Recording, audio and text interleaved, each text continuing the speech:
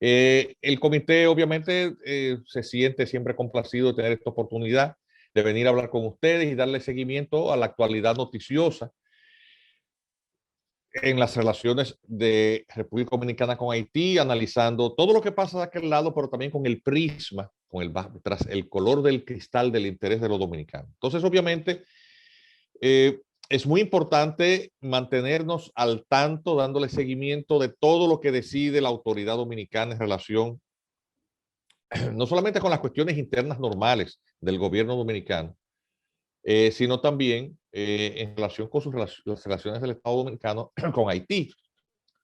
Por ejemplo, tuvimos el discurso del presidente Luis Abinader el miércoles y bueno, en su discurso, que fue este miércoles, el presidente, lo que vimos fue un interesante y muy refrescante cambio de estilo. Fue este discurso pronunciado no un 16, sino un 18, 2 días después.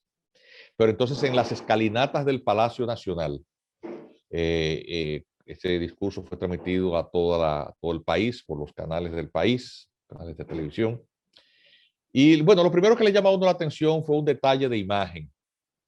El presidente descendió las escalinatas del palacio acompañado de la primera dama, Raquel Arbaje, y de sus hijas.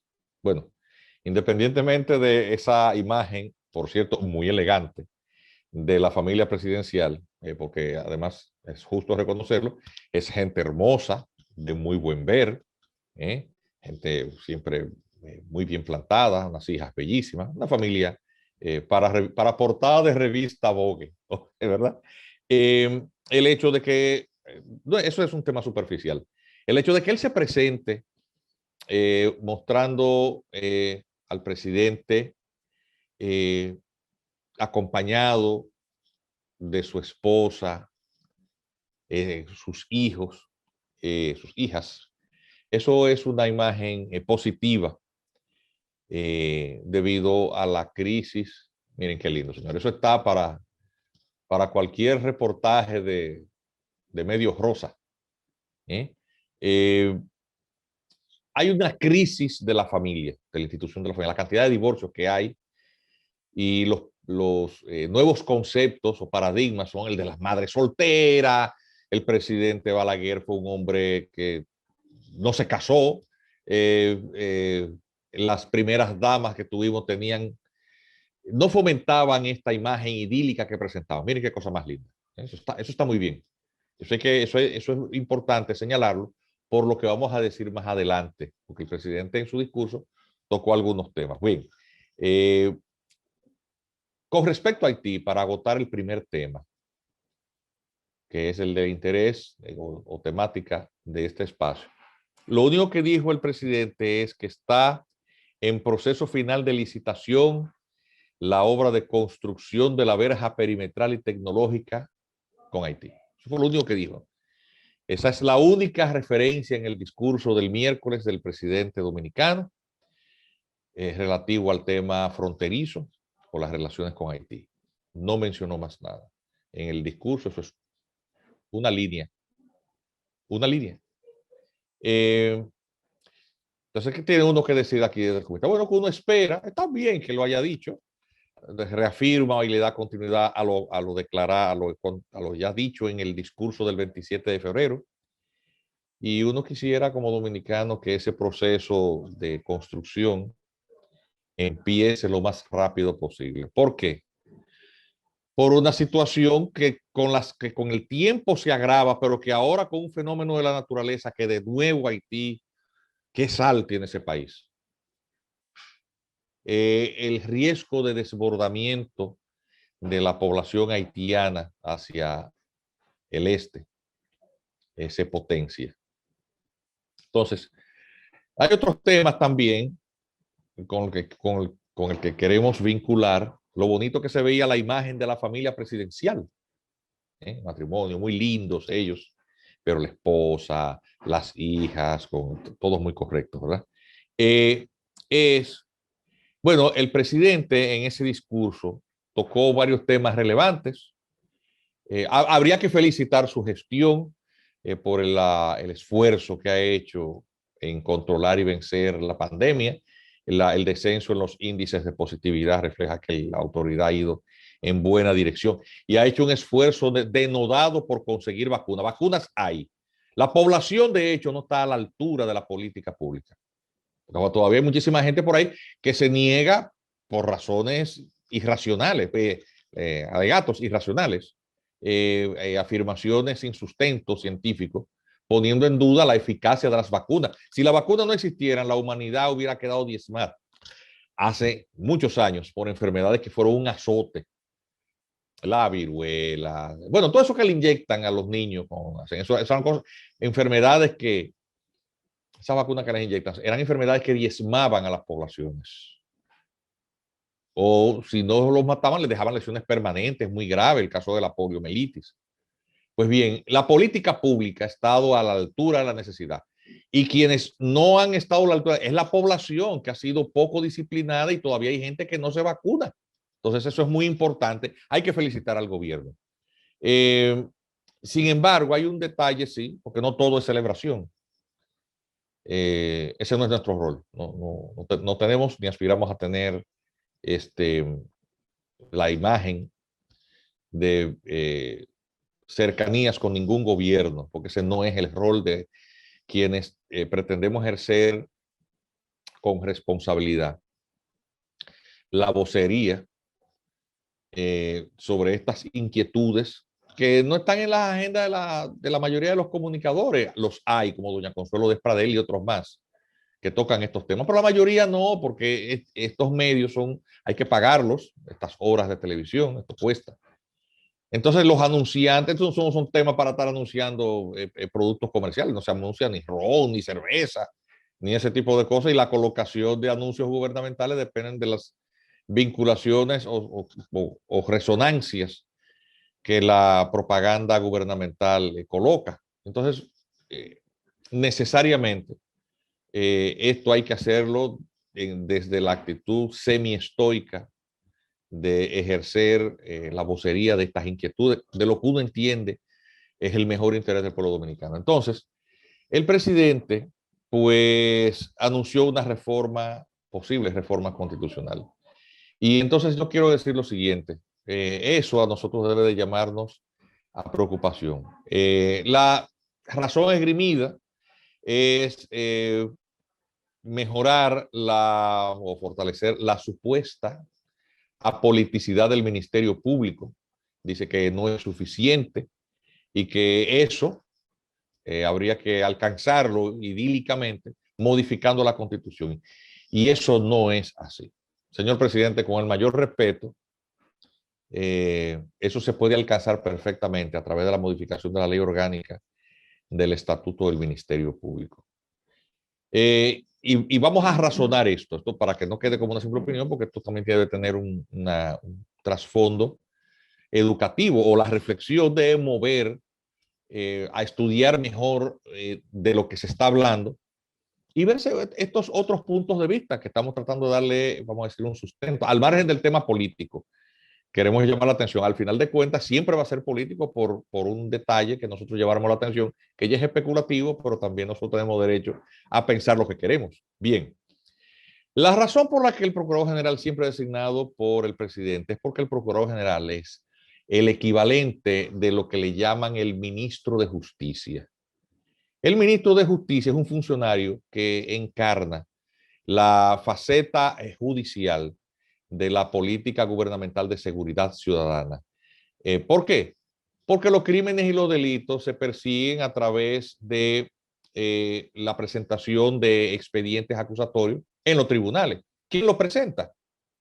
Pues el Ministerio Público. Entonces, tú tienes a la policía, que depende de la autoridad, y los demás órganos de seguridad del Estado, que cuando someten a alguien, ¿a dónde lo van a someter? Pues lo van a someter en los tribunales. Y entonces, obviamente, ¿quién es el que representa la acusación pública? El Ministerio Público. ¿Quién es en la cabeza del Ministerio Público? El ministro de Justicia, que nosotros le llamamos Procurador General de la República. Entonces, tú no puedes desprender de ese rol de política pública, de seguridad ciudadana de usted, señor presidente, de su gobierno, al funcionario que es la cabeza del órgano que dentro del esquema presenta esas acusaciones que son la parte operativa judicial de la política de seguridad pública. Entonces, eso es un disparate, con el mayor respeto, presidente. No sé, usted no es abogado. Se lo dije, a ver, se lo estamos diciendo ahora en público, pero en privado también se lo dijimos. Usted no es abogado, señor presidente. Usted tiene un consultor jurídico, que yo no sé si usted lo oye, porque también hay presidentes que no oyen a sus funcionarios. Yo no sé si el consultor jurídico tiene los niveles de responsabilidad o es un yes sir, porque también si es un yes sir, no va a contradecir en nada. Es lo peor que hay, el funcionario que no ayuda, porque está todo el tiempo diciendo al presidente que sí. Y a los presidentes a veces uno tienen que aconsejarlo sus allegados, porque cuando lo aconsejan o le sugieren cosas quienes no son funcionarios o no están cercanos al poder, entonces esas sugerencias son vistas en la intolerancia tradicional del poder como una forma de oposición. Señor presidente, eso no es correcto. Esa visión que usted tiene no es correcta. Jurídicamente, acabamos de decir por qué.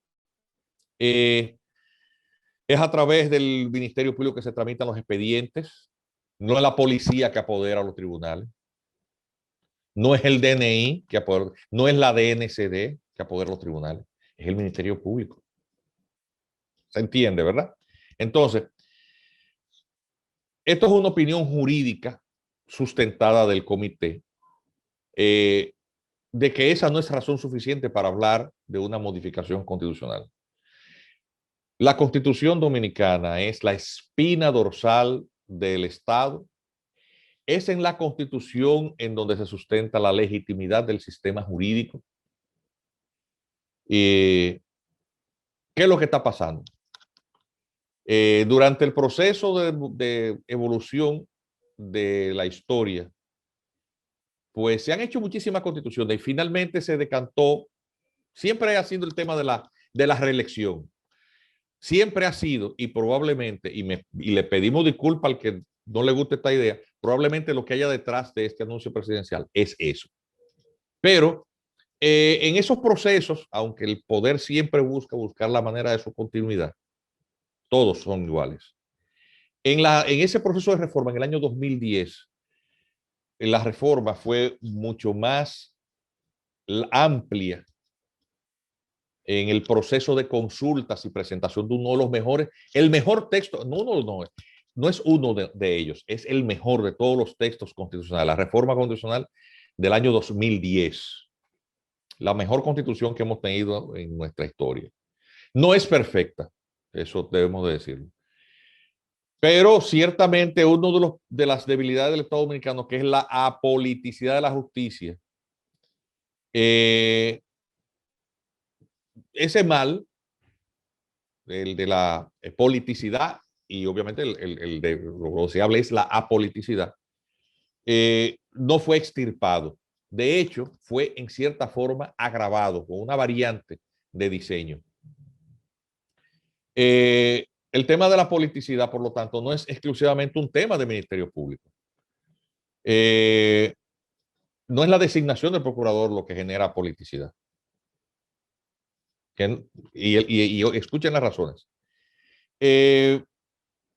Los jueces realmente son el mecanismo de designación, influye en el de designación, promoción, evaluación, disciplina. Influye el poder que los designa o tiene su control. Entonces, ¿qué ocurre? En la modificación del año 1994 hubo una, y en el 2010 todavía eso se dio otro paso evolutivo aún peor. El concepto de inamovilidad judicial es erróneamente entendido. ¿Por qué? Porque la permanencia en una posición pública de un funcionario, así sea este judicial, de alguna manera tiene que ser sometido a un control por parte del verdadero soberano que es el pueblo. Los jueces no son seres celestiales que están ahí por encima del bien y del mal. Pero todo, y se les entrega un poder grandísimo, el de juzgar personas, su libertad, su familia, sus bienes.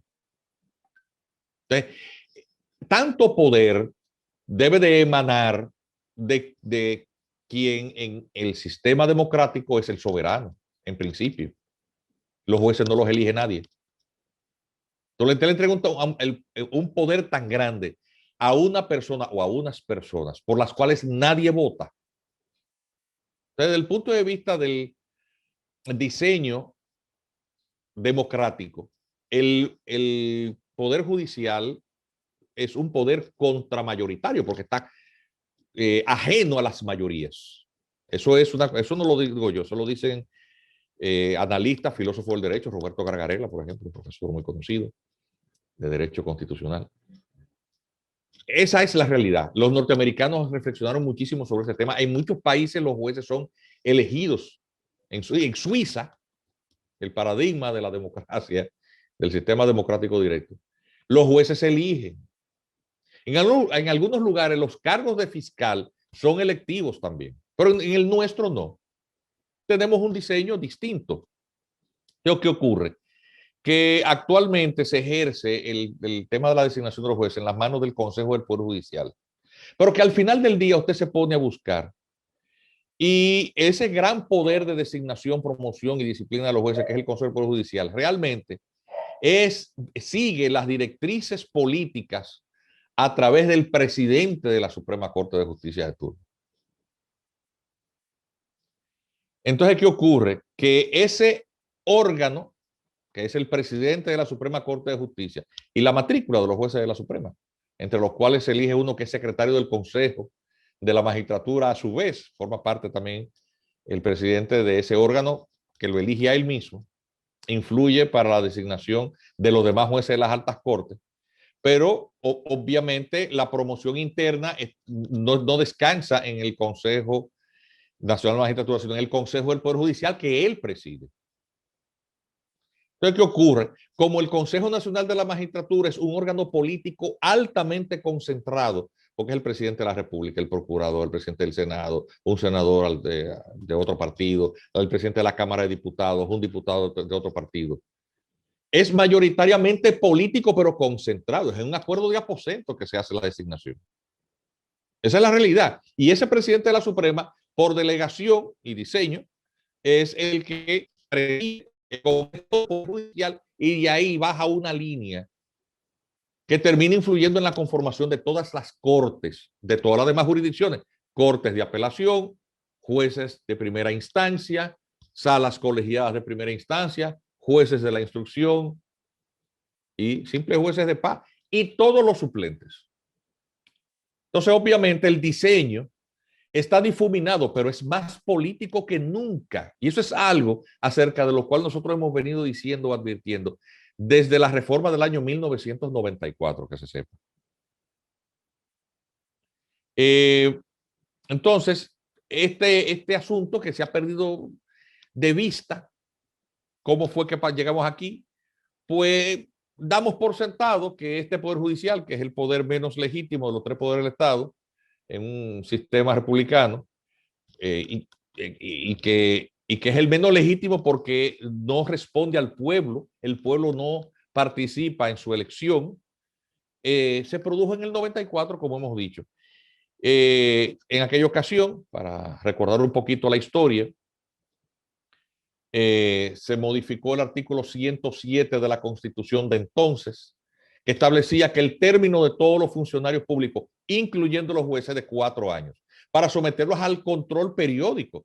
La inamovilidad es que en el periodo en que es designado, el juez no puede ser removido más que por causa disciplinaria, pero por un periodo, no es hasta que se muera. O con un juez malo, o con vinculaciones en estructuras de poder mafioso que han operado en el Poder Judicial. Porque eso se ha dado. Aquí se contó dinero arriba del escritorio del presidente de la Suprema Corte de Justicia, que influyó en su momento en la designación de un delegado, un consejero de ese poder, de ese Consejo del Poder Judicial. Y negociaban en los parqueos. Eso no me lo estoy inventando, eso el país lo sabe. Y atención, y ese corporativismo mafioso resultante no permitió ni siquiera que ninguno de esos acusados y esos jueces han enfrentado un juicio penal, andan por ahí. Si el escándalo es muy grande, lo destituyen, pero queda a sí mismo. Entonces, yo estoy hablando todo esto para que se entienda que de lo que está hablando el presidente de la República, de modificar la Constitución para la politicidad del sistema de justicia, no tiene nada que ver con la realidad. Y como no va a haber probablemente gente a su lado que se lo advierta, pues uno tiene la expectativa de que en algún momento lo oigan a uno, aunque con poca expectativa, porque usualmente a los gobernantes no les gusta escuchar más que a sus subordinados. Y eso es terrible, porque entonces al no oír este tipo de reflexión y no tomarlas en cuenta, porque que por naturaleza el poder, no usted, señor presidente, a ver, usted también tiene su personalidad medio adusta. Eh, Usualmente el poder es soberbio, no oye, y eso no está bien, porque no se mejora. Y los presidentes, los estadistas, tienen que aprender eso. Y cuando escuchan, no los grupitos estos que andan también medrando alrededor del poder, cuando escuchan y analizan, entonces toman sus decisiones. Entonces, el presidente es un hombre muy inteligente también, pero es fundamentalmente político, ¿verdad? Está claro por lo que les he explicado a ustedes que la politicidad ha quedado del sistema de justicia, ha quedado petrificada. Atención, que la impunidad en materia de persecución contra la corrupción administrativa, manejo de fondos públicos, también se agravó, además de esa politicidad que solamente hace que tú persigas al político ladrón del gobierno anterior. Desde el momento en que se toca la estructura cercana al poder vigente, ahí acaba la independencia judicial, porque mientras tanto celebramos la independencia actual, metemos preso al procurador anterior, pero la obra que se le señala va a morir a los pies de quién. Y ahí se paró. Entonces, toda esta gente que celebra esta farsa, porque eso es una farsa, para eso no tiene una explicación. Y como nosotros no tenemos ni político favorito, ni tampoco adversarios favoritos, no los tenemos, pues tenemos, como decimos una cosa, tenemos que decir la otra. Y no hay control alguno de lo que hace el Ministerio Público en ese diseño que concentra monopólicamente en las manos del Ministerio Público la acusación pública. Porque ya los jueces de instrucción lo desaparecieron también. Ahora los jueces de la instrucción se limitan a ser jueces de garantía en unas audiencias de medida de coerción que están absolutamente desnaturalizadas y que se convierten en un anticipo de una acusación, que es la fase de juicio, en donde el Ministerio Público sienta a una persona ahí que ha tenido todo su tiempo de presentar una acusación y el imputado no tiene manera de defenderse, porque al final del día es lo que tiene que discutirse es si él brinda garantías o no de presentarse a los actos de procedimiento, pero que termina convirtiéndose en una acusación anticipada. Eso es lo que queda en la imagen. Pero obviamente la prisión preventiva pasa a ser casi la regla. Entonces, eso también es negador de derechos. ¿Por qué? Porque el Ministerio Público significa el poder del Estado ante el ciudadano. Y si es un imputado